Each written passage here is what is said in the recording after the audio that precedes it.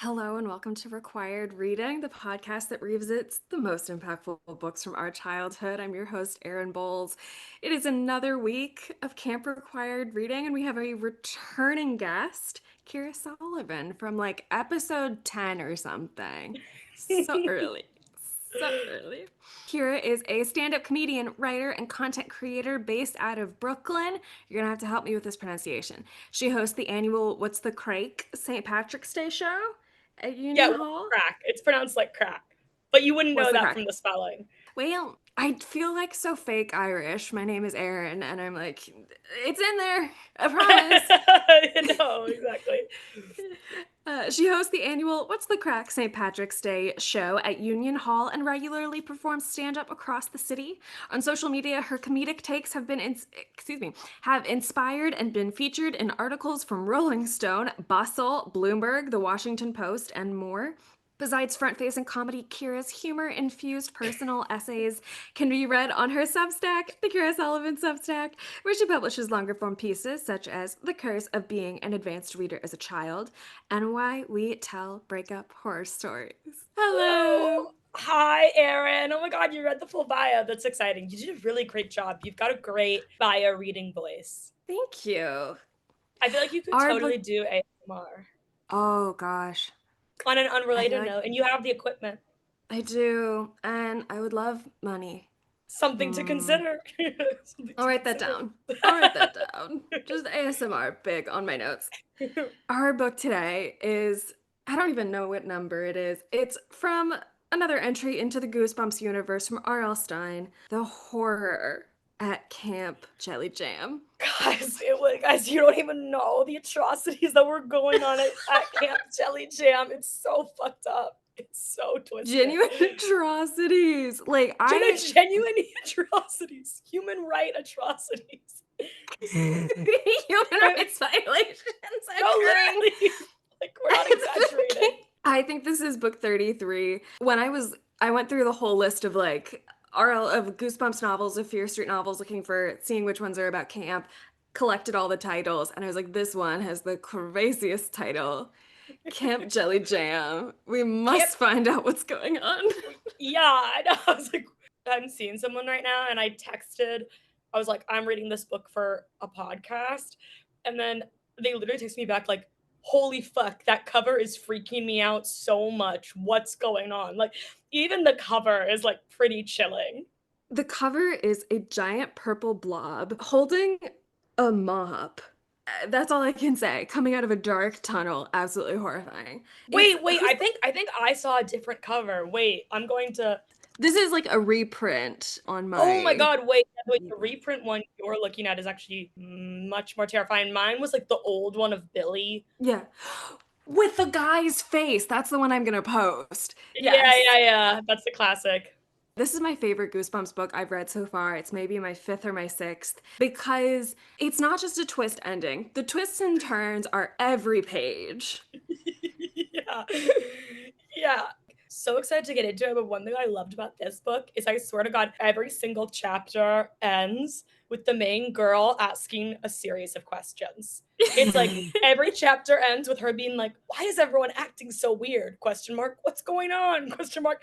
And I'm like, yeah, I'm thinking the exact she really is like the audience mouthpiece in it. And I didn't find it annoying. I liked the fact that she was ending every chapter on that note because I was like, you're on the right track, girl. Stay curious, you know? Stay curious. Stay curious. It's Stay curious. I don't even remember what this girl's name is. Was it Wendy. Wendy? And her Wendy. brother Elliot. Yes.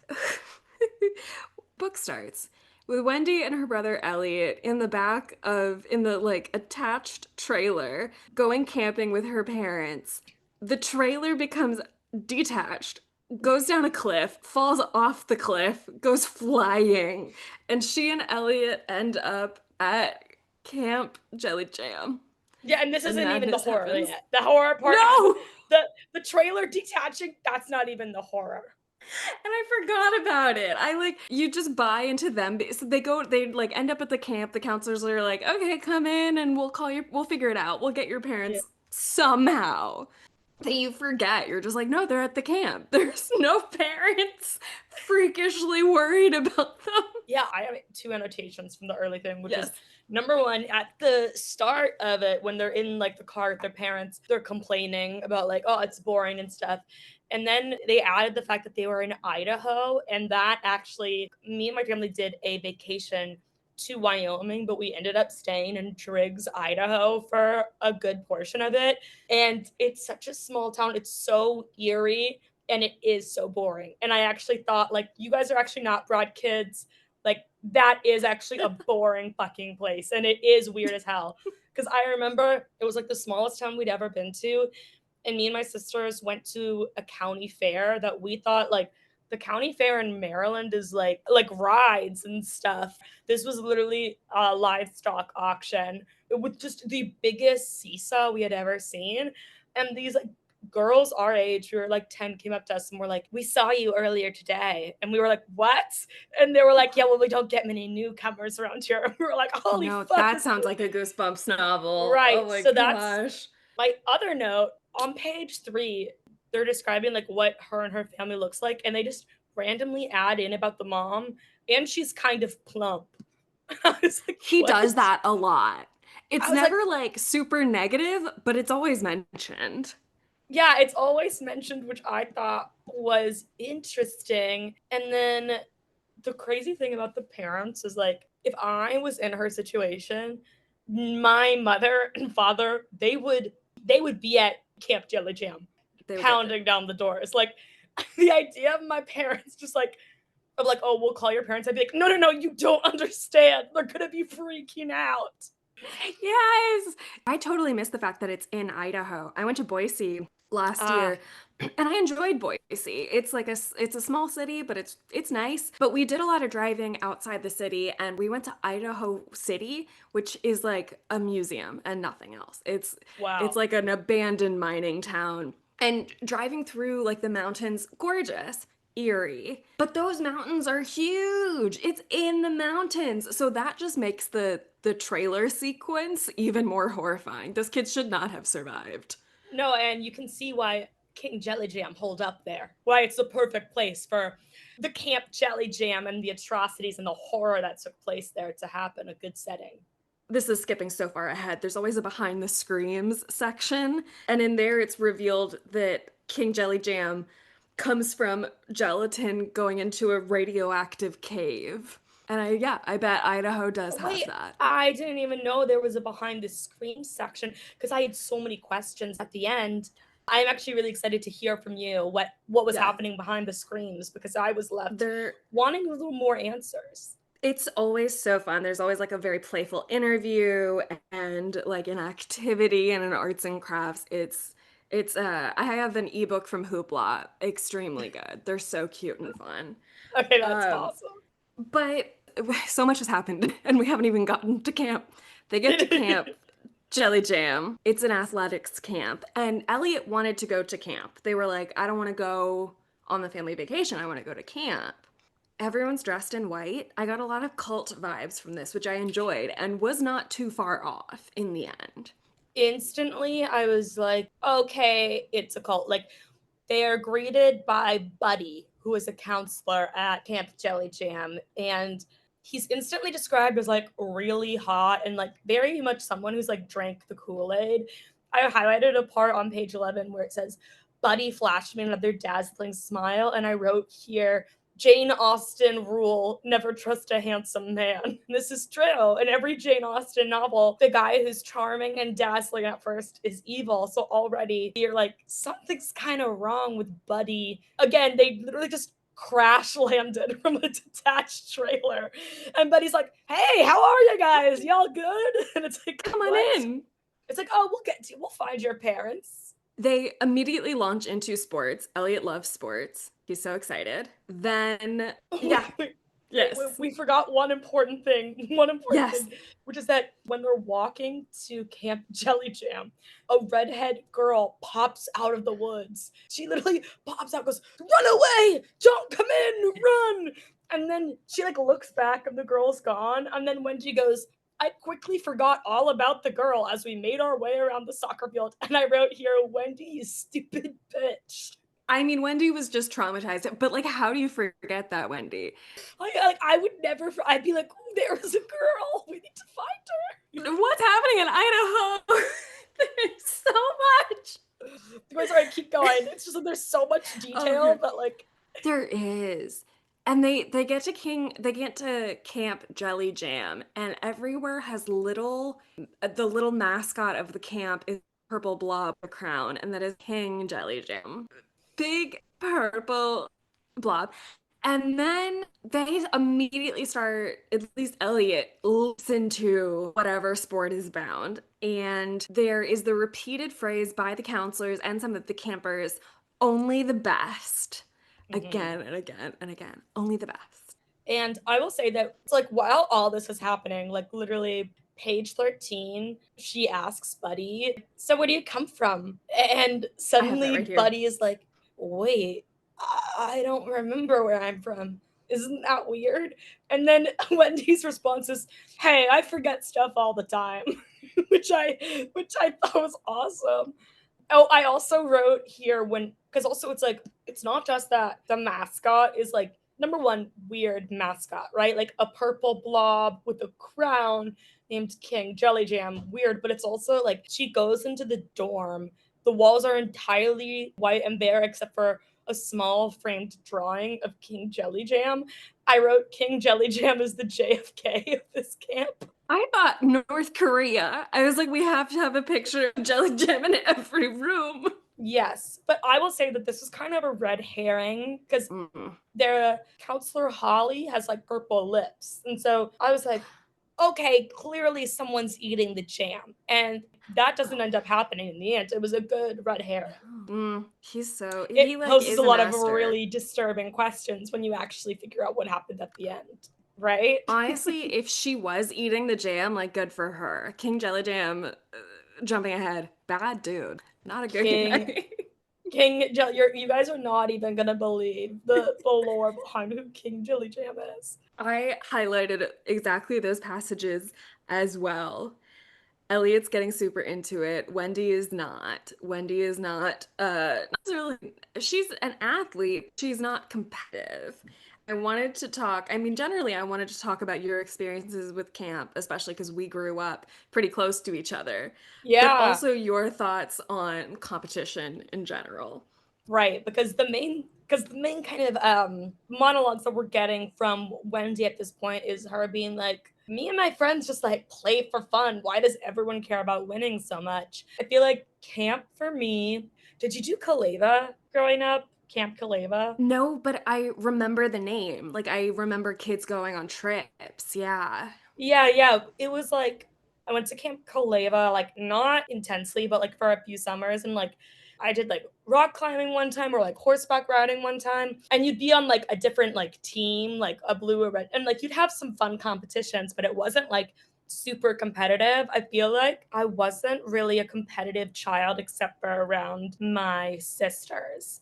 I feel like, Mm. especially me being the second born and the middle child, I kind of came into the world being like, I was like, I'm Serena Williams. She's Venus. I was very Serena Williams of like, it's my destiny to overtake my older sister, who was, of course, like the nicest, sweetest, quietest girl who I like, she was nothing but kind to me. And I was like, in my head, I was like, I will defeat her.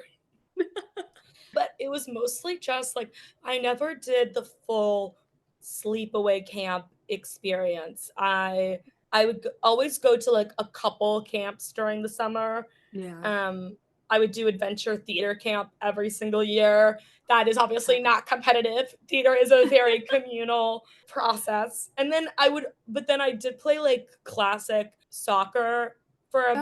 bit. And I remember I did hockey camp once. I did soccer camp once.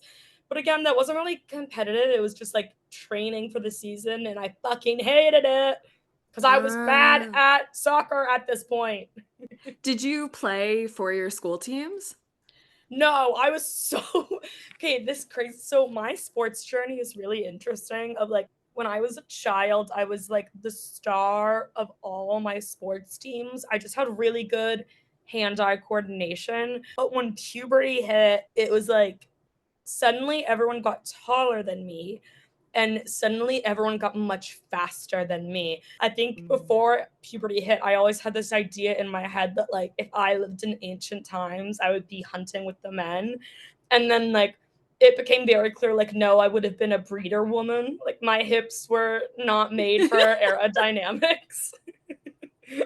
So it's like the only way I could describe it, but it's like unfortunately it really doesn't matter how good you are with like hand-eye coordination if people are, it's really hard to get over everyone else being faster than you. I'm so naturally slow and bad at running. In fact, the last time both of my sisters saw me run, they started crying laughing. And I asked my little sister, why are you laughing? Both times I was running uphill. And she said, you can tell that you're using all the power in your body, but you're not going anywhere. Like, that's how Reminds me. bad I am at running. I was never athletic. My whole family has this identity of like, we're not athletic. Like, my mom's Mm. cousin is randomly a football coach. We're all like, we don't know where it came from. I really like sports, but like for fun. Because once I couldn't win, I was like, hey guys, let's just not even keep score. Let's just do this Yes, for the love of the game. Like once I got bad at it, I was like, maybe it's not all about winning. But exactly. I don't Mhm. ever remember being like I definitely didn't come from like a culture of like only the best. You know, I wasn't growing up with the creative King Jellyjam. Yes. Because if you win an event, you get a medal. And if you get 6 medals, you get to be in the winner's walk that night. And then you disappear. And then no one ever sees you again. But what's your camp experience though? What's your Oh, camp yeah. lore? I went to a day camp in Boyd's every year. Like most of my camp was Girl Scouts, and I loved it. I met Oh, my best friend there. It was so sweet and cute, and I was a counselor. I did sleep with them twice in late elementary school, and then this is like the fifth or sixth camp episode I've done, and I can't believe I haven't mentioned this yet. I also twice went to a Harry Potter day camp at a Quaker school. oh my God, awesome. Wait, I need to hear all about that. I did it twice. I think I was in middle school. My family is not religious, but my mom's always like, the Quakers are cool. They're chill. They have always been cool. They are. So we would go like 45 minutes away to this tiny Quaker school, and it was mostly like Harry Potter trivia. Yeah, and like maybe themed activities and snacks. And we had a Triwizard tournament. And I remember Awesome. one aspect was of the three, one aspect was trivia. One was a hula hoop competition, and I did win that. I That's will huge. keep that forever. And I don't remember what the third thing was, but I do remember just being like so chill, so casual. We would like hang out at the little tiny library in the little tiny Quaker school and like go on. There's a beautiful patch of woods behind it. Wait, It that's was very awesome. nice. I forgot that also another camp I went to. I did 2 years where I went to surf ocean camp in Malibu because my Oh. aunt lives in Malibu. And one year I went myself, the next year my sisters came with me. Again, like technically like outdoor sporty base because like you're swimming all day. But again, like so chill. You're just at the it was basically beach camp. And Yeah. again, that was awesome. Also, like the hottest man I have ever seen in my entire life was a counselor there. And Classic. that's what got us up in the morning every day. was this Oh was my this gosh, I bet. gorgeous man. I remember going to California being like, why is it? I was like, oh my God. Like every guy here is a hunk. I was It's shocked. everywhere. Yeah. Oh my Kind of gosh. overwhelming. I think it was a summer. I went to, did you know like Black Rock Arts Center? It was like a theater space mostly like geared towards kids. And I did a mosaic course, I think for like a week. We just made mosaics and it was really fun and cool. Yeah, I liked What it. I don't know. I feel like we have similar camp timelines of like we both went to like a lot of different camps. My main one when I think of like camp growing up is like I did do adventure theater camp for like at least a month, like every year from like Wow. when I was like a child to probably like the end of middle school. So like that's probably the most important camp, but still it was like only 1 month of my summer and it was not intense at all. Whereas I have a Mhm. lot of friends, because especially Bethesda is like half Catholic, half Jewish. So I had like half my friends every summer go away to like Jewish sleepaway camp for like 2 months. Mhm. And they would come back always with like a camp boyfriend. And I was like, what the fuck? Yes, I was talking to someone else about that. Montgomery Village was less Jewish, so we had less of that. I also think like Montgomery Village is a little less wealthy than Bethesda, so maybe it was a Yeah. little bit out of the pocketbook. Oh wait, one last thing. Talking about summers where we grew up in Montgomery County, Maryland. What was the impact? In Montgomery Village, swim team was huge. I don't swim. Wait, Yes, say more.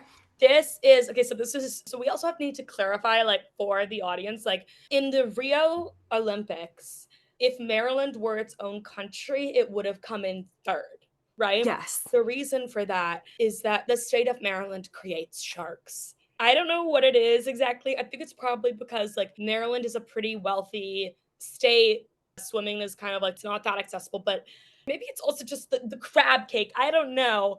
But like Maryland has a very, very intense like swimming culture.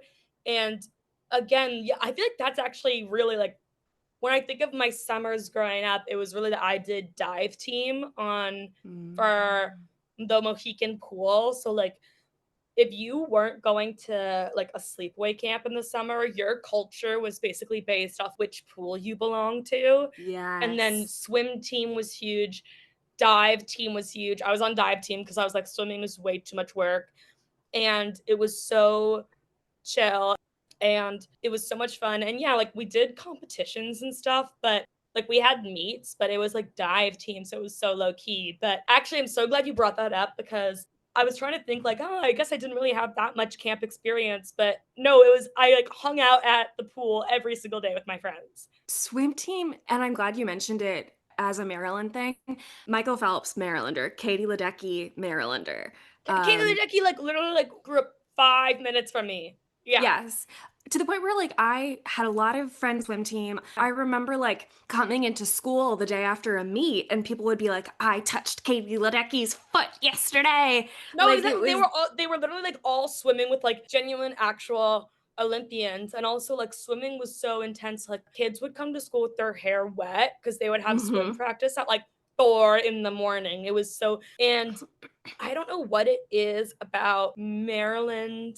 I think it's a confluence of Maryland's pretty wealthy, but also it's hot enough in the summer that like you really can't be outside without having water somewhere nearby. Like it just has this institution of like creating human shark beasts that Yes. win the Olympics every single year.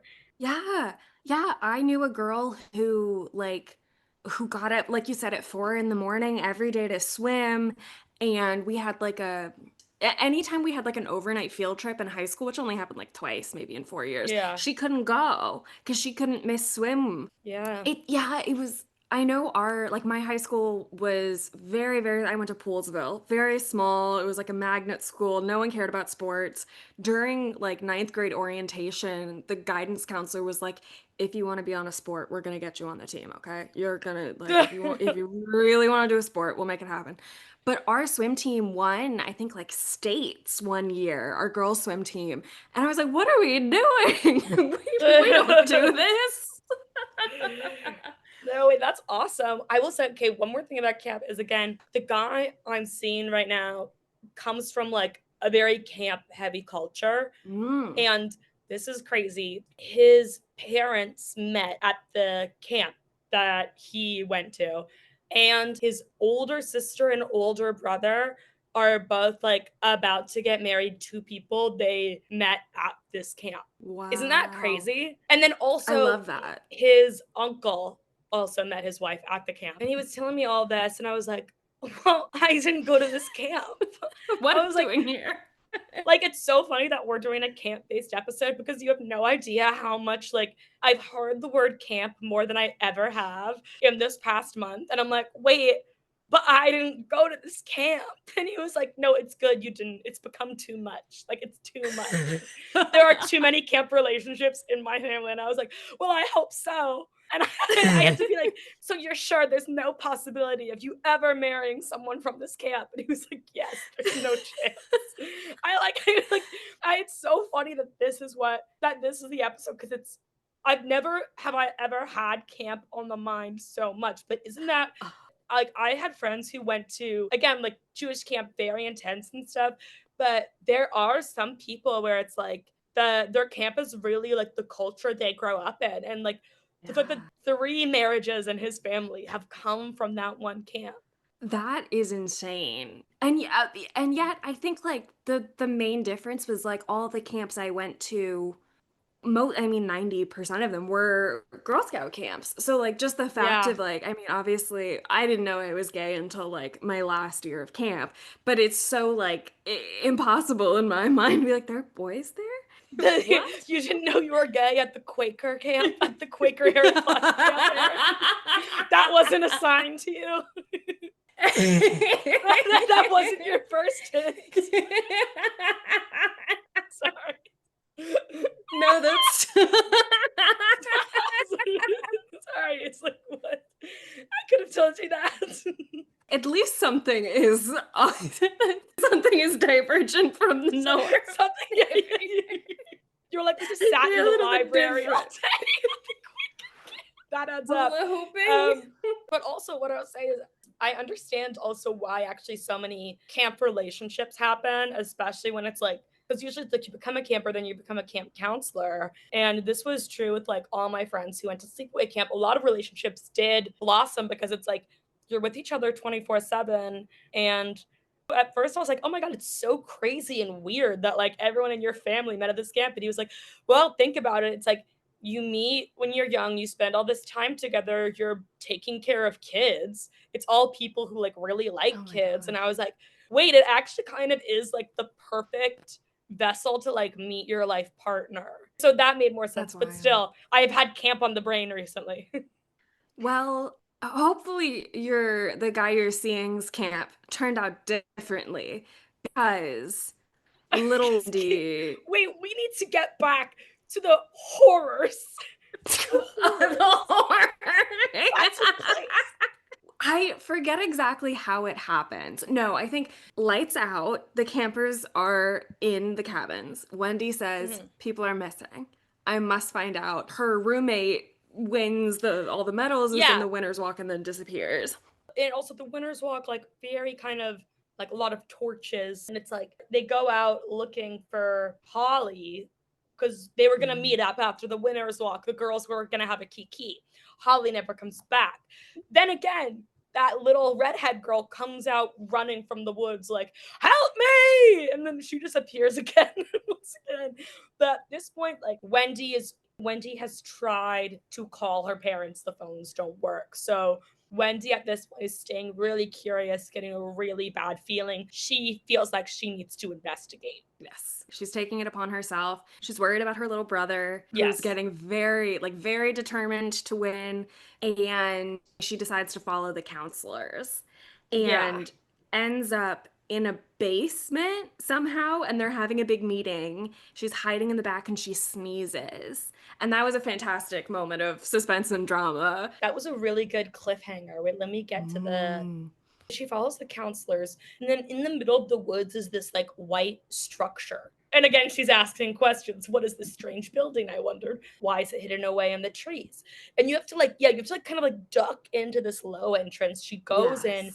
and then a purple banner I hangs over the stage. Only the best. They're having this kind of crazy meeting. What does Buddy say? He says, time to refresh our minds, time to refresh our mission.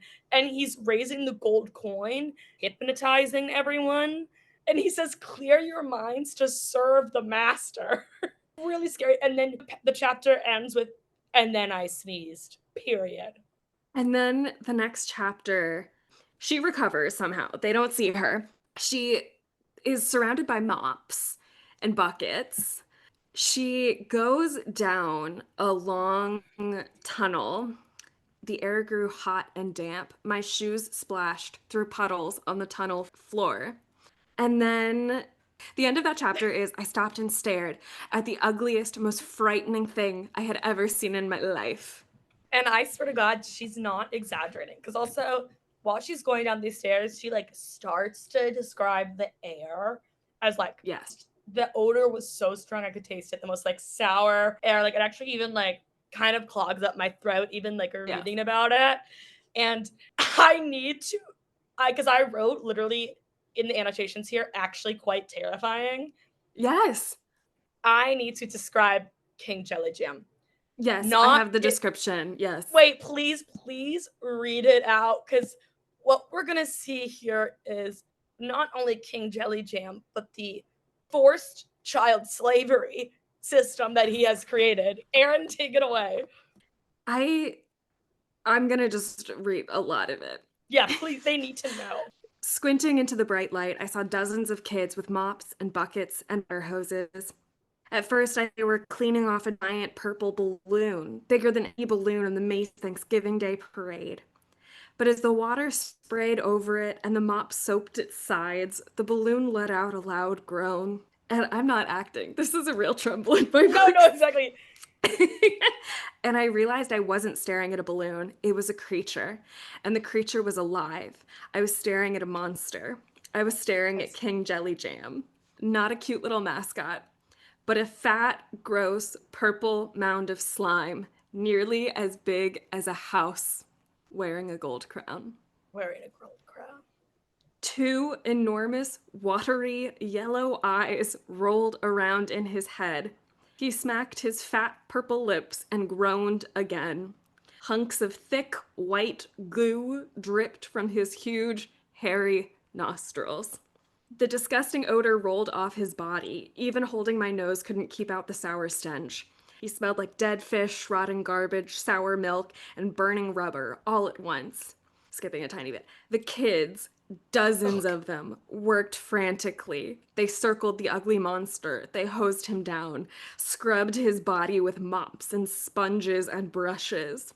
And as they worked, little round objects rained down on them. Click, click, click. The little round things clattered to the floor. Snails! Snails popping out through King Jellyjam's skin! I started to gag when I realized the hideous creature was sweating snails. That it like actually so terrifying. The sweating snails like actually is really chilling. I mean, obviously, it conjures images of Jabba the Hutt, also Mm. Dune. The snails is the thing that gets me the most. I'm really interested to hear if the behind the screens addresses the snails. We'll have to double check. There's I've written down something called stink scale. So we'll have to circle back to that. But then one of the girls that she was with who had disappeared says, "Only the best." She whispers, "Only the best get to be King Jellyjam's slaves." Only the best get to be King Jellyjam. The idea of King Jellyjam, a radioactive, evil jelly king, starting a sports camp so as to get the most athletic kids to wash him 24/7.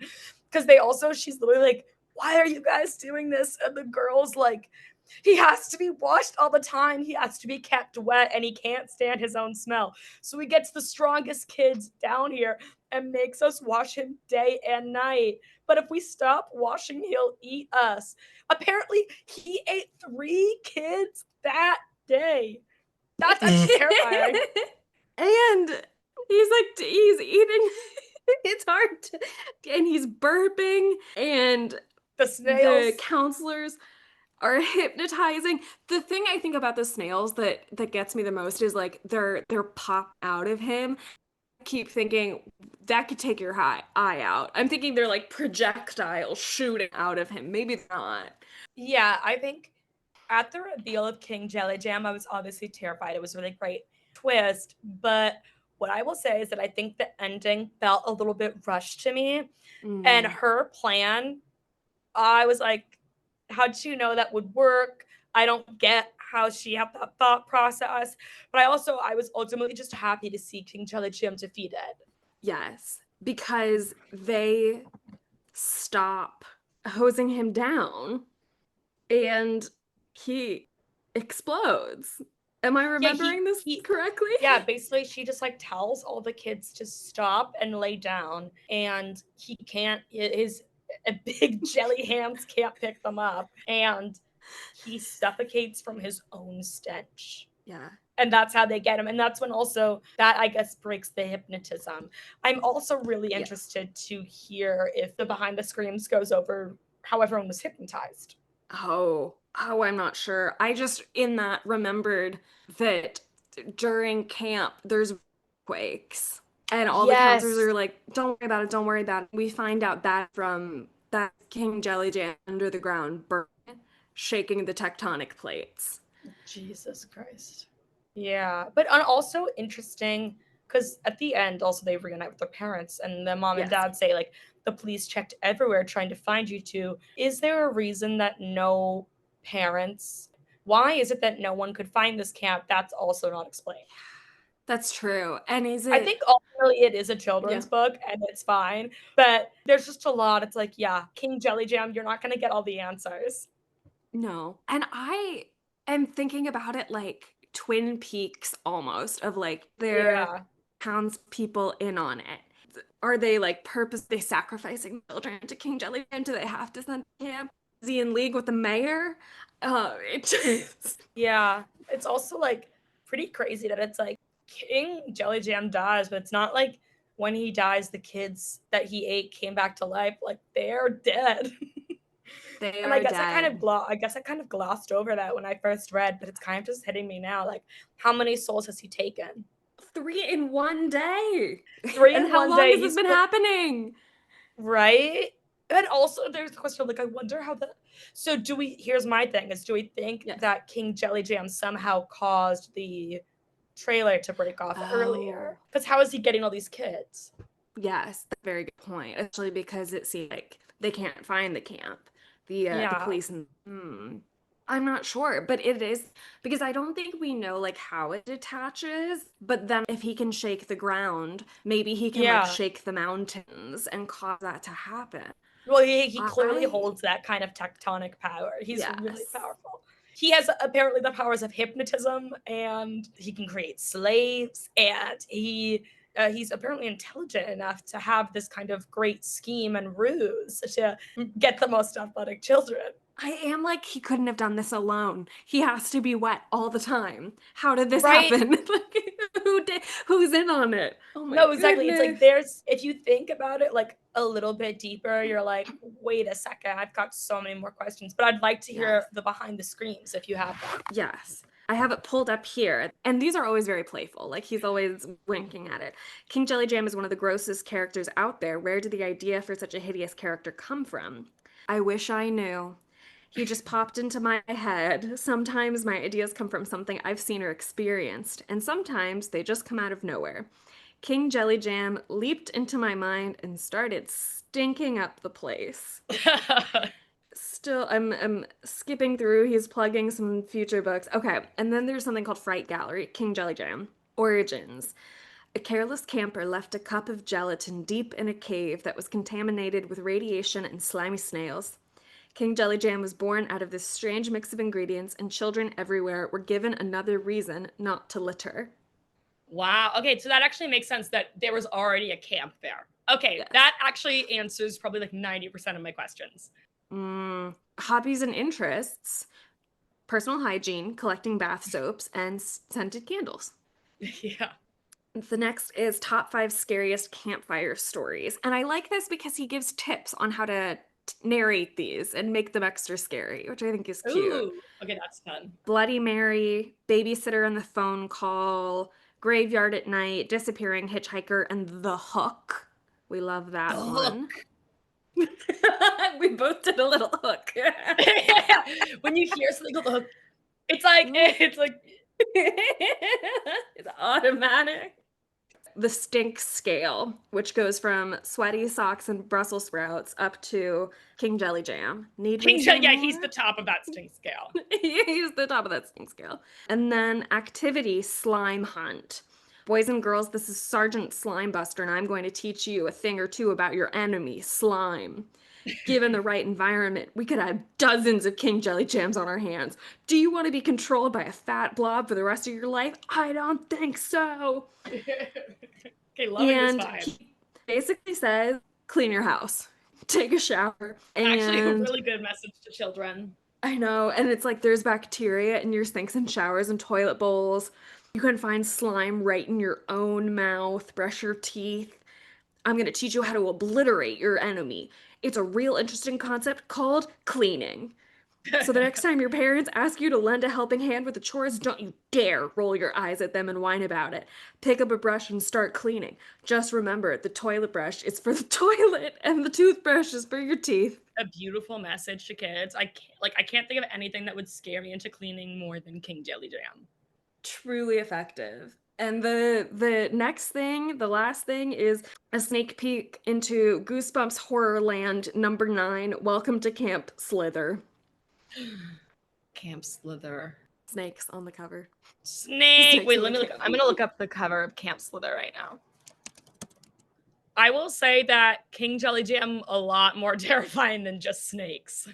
Yes. It's really hard to beat King Jellyjam in a gross, scary competition. He's taking it.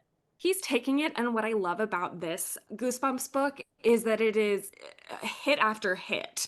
It is never Yeah. stopping. It is just because King Jellyjam is the end, we can have other stuff. We can have trailers falling off No, mountains. it absolutely is. Like the stakes are raised throughout. They never stop raising. I was gripped. I was hooked. I was intrigued. I was scared for my life. I was disgusted. I felt all the things I wanted to feel when reading a Goosebumps novel. Me too. Thank you, RL Stine. Thank you, RL Stine, for your Gross. work, for your beautiful canon that you've created. You know what? King Jellyjam is not coming back on our watch, is all I'll say. We're brushing our teeth. We're taking showers. We're cleaning our room. Yeah, you know what? It's a really good message that I think some people need to take stock of that message and learn a thing or And two. don't litter. I Yeah, wish don't be a that had careless been camper. in the content of the book, Yeah, but because I thought the moral was more about like not being competitive or like you don't yeah. always need to win. So I thought the littering would have been a good extra thing to Mm. add outside of the behind the screams. Yeah, but thank gosh he's gone. Would you consider this book required reading? Summer reading? Yeah, Anything?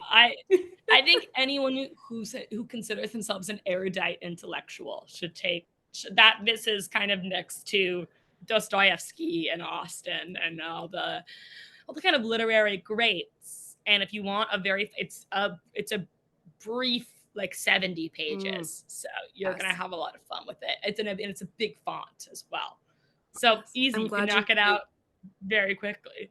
I'm glad you brought up Dostoevsky. That's who I was thinking of too. Yeah, it evokes the same kind of existential horror. Well, that's it. Do you have anything you'd like to plug? Anywhere you can be found? No, I feel like you hit everything on the bio earlier. Thank you so much for having me on, Aaron. A pleasure as always. Oh my goodness, me too. Well then, keep clean, and I'm gonna end the recording.